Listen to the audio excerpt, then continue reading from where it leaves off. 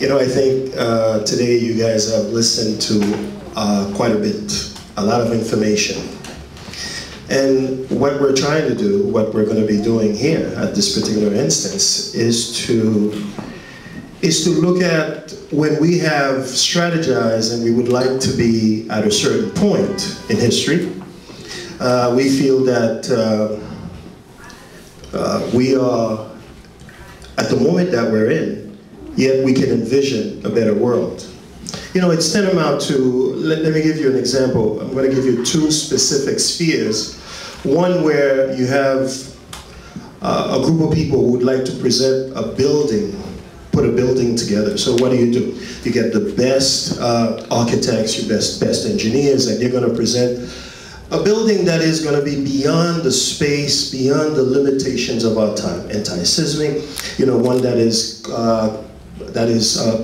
environmental friendly, one that is even going with what is called a circular economy. In other words, parts of that building can be reused. And you can sit down, and if you envision that kind of world, you present the best possible building. And you can build that today, correct? Yeah. But what about if I tell you, I'm going to pick maybe somebody here that would like to be, let's say, we would like to have the best football team, and I mean soccer, but football internationally, right? Football where most of the world say football, because it's played with feet, right? So I say, who wants to be the, you know, you have a general manager, and you have a vision. You feel like, you know, we're going to put the right players in place, and we're going to produce the best team in the world. Now, you know, follow me with this. So we have our vision in one instance, which is structure. You know, you put a system in place, you put a building together, but now you have to deal with people. You have to deal with people's mindset. You know, one of the best players, he was having sex all last night, but he got to come in and play a game tomorrow. We have another player, his girlfriend was cheating on him, and he's got to be on the field, and he's got to perform. So I want you guys to play with me. I want you to understand what is happening in this world. So irrespective of our great vision, how do we go about, within the context of this evolutionary period, revolutionary period, how do we implement our vision? So anybody that wants to come and give responses, because this is not about us presenting our point of view and then you having to digest. It's about us, the comprehensive us. How do we fish through this process to get to understand what our real responsibilities are in the face of these social movements? Are we innocent bystanders pointing to the great future? What do we do? Anybody? What do we do? What are we to do? Do we pick the best coach in the world so he can put in, you know, the best players in the world, and then we're going to have the best team in the world? How do we get to that? Self-education. Self-education. That's the first step. Now, I'd like people to come join me where people can sit here, and I'd like us to at least begin a discussion about this. And we're going to discuss this as if nobody else is here, so that we can search for these answers. So that's one thing, right? Self-education. You know, if you notice in the presentation, we had people say, everybody needs to be educated. But who educates people in this system? Every system, every social system educates people to remain with their limitations. We are educated to be consumers on one end and to be fillers in the economic social order. So what do? We reproduce, we are reproducing the status quo. So the biggest problem that we have, we are challenged by education and alternative education. Status education and revolutionary education.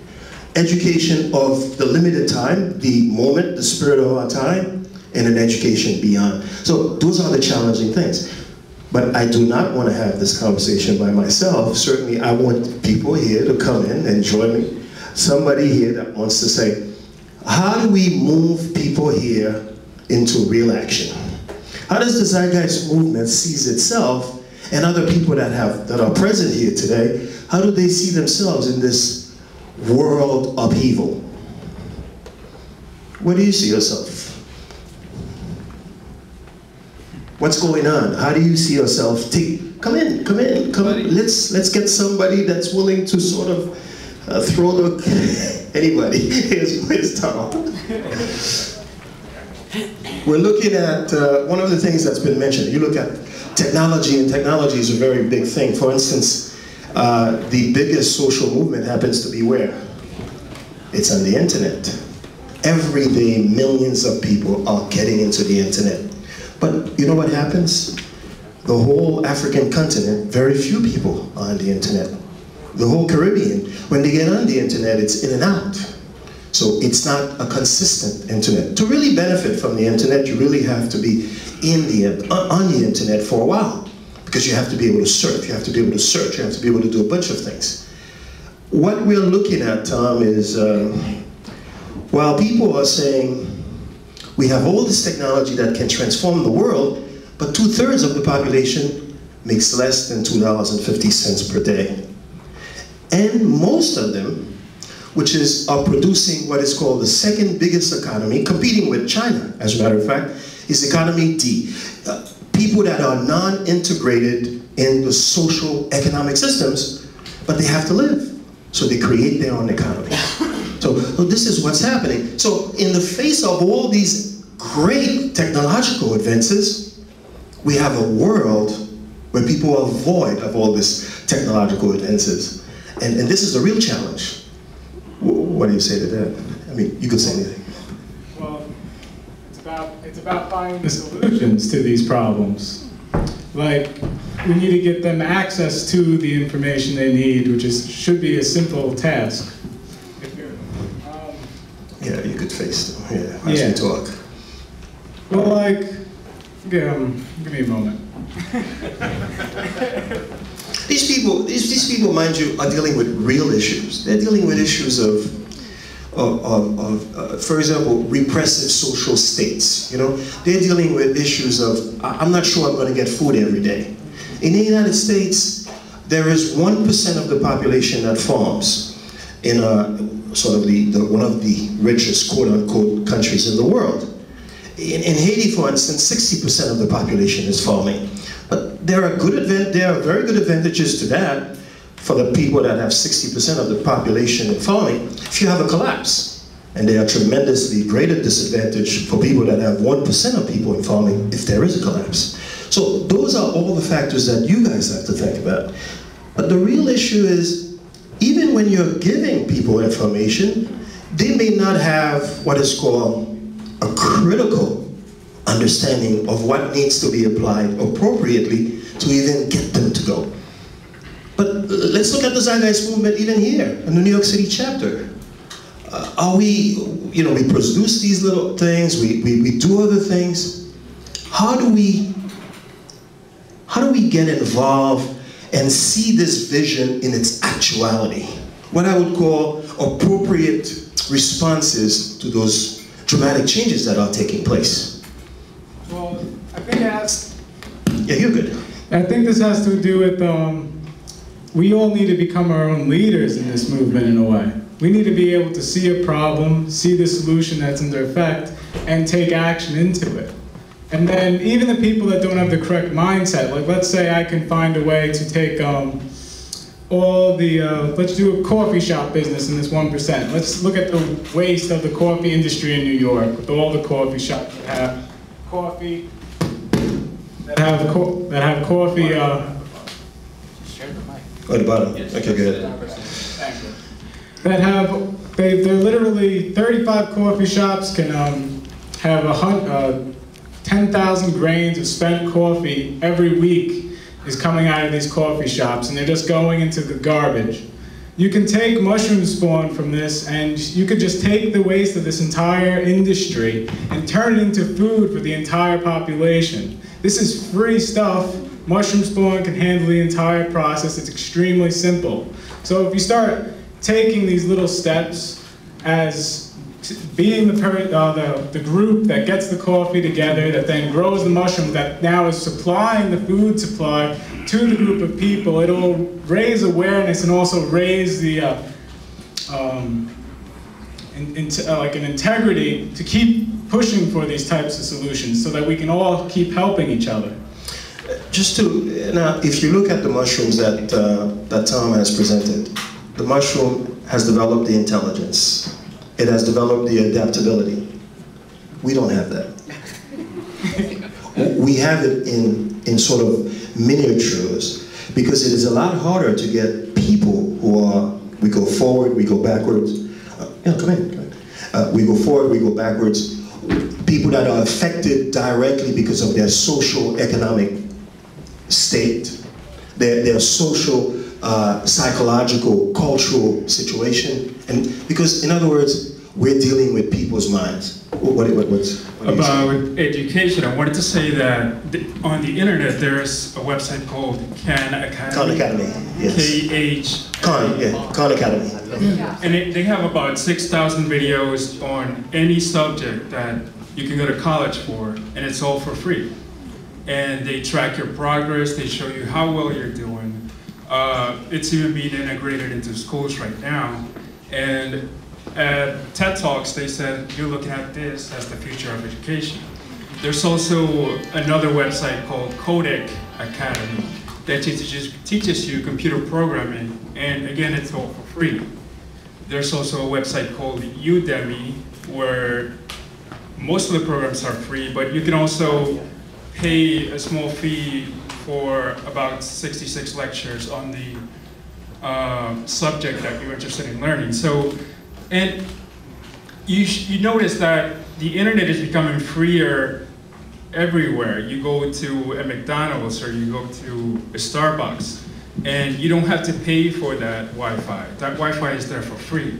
And as the years come around, you'll start seeing more and more of this. So now, hold on a second. You know, one thing that I mentioned in terms of the education that you talked about, which is very important because education is accessibility to as many people as possible at the fastest rate as possible. But what we're talking about also, we're talking about education within the context of social movements.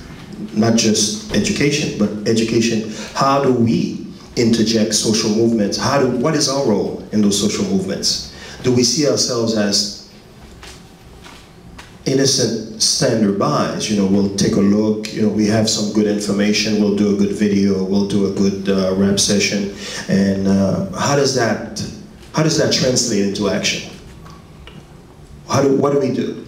So all education is about, education has a very directional arena. It always goes in a very distinct area.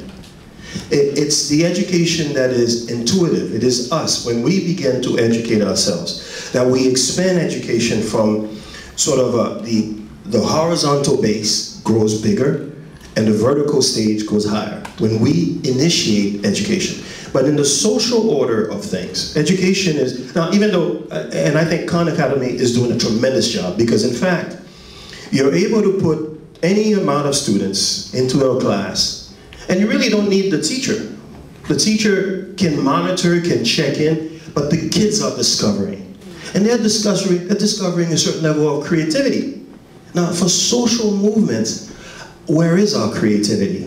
For the individual, where is our creativity? To begin to say, we are in a period in history that requires that we apply our energies in very specific areas. For example, the presentation that Tom makes, again, I go back to it because the mushroom has developed an intellectual self-defense that most of us sometimes we don't have. Because we still don't have all the tools. And we are all, I mean all of us are, a work in progress. We're developing the attributes, we're developing that critical consciousness, but how do we translate that critical consciousness in action? Because in theory, you have one level. Yeah, go ahead. Sorry about that. I don't want to forget. Sorry. I think one answer might be, there's a website called Open Source Ecology, where this guy went through school, he got a PhD in physics. And at the end of it, he said, all right, I still don't see myself being able to do anything or being productive at all. So he went and got a farm and started building his own materials because he saw that like tractors and he bought a farm. I know this guy very well. As a matter of fact, on my blog I have it. And this guy did it, but we have a limitation on time. But just for us to leave something behind, for us to sort of go with something in our hands. Everyone, when we go through a process in school, we go through a process that is called a theoretical understanding. All that we're seeing here has a lot of theory involved. We need to be practical in our application.